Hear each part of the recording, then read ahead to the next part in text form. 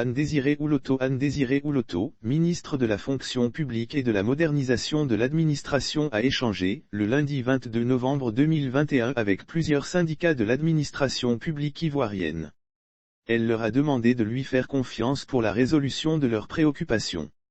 Les préoccupations de l'ensemble des formations syndicales rencontrées se résument en l'amélioration des conditions de travail et de vie des fonctionnaires, de leur recrutement à la fonction publique, de la définition d'un profil de carrière et de l'octroi d'indemnités et de primes. La série des rencontres s'est ouverte avec l'intersyndicale des pompiers civils et des agents actifs de la protection civile de Côte d'Ivoire.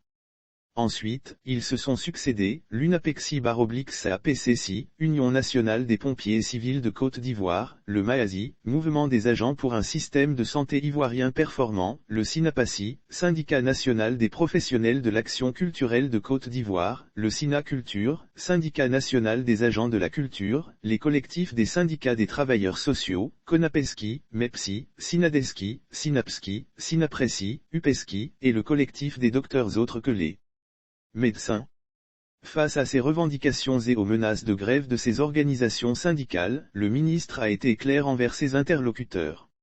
Elle les a rassurés que le gouvernement va maintenir le dialogue et a plaidé pour qu'en retour, les organisations syndicales lui accordent un délai de grâce afin que dans le dialogue et la concertation des solutions durables soient trouvées à leurs préoccupations.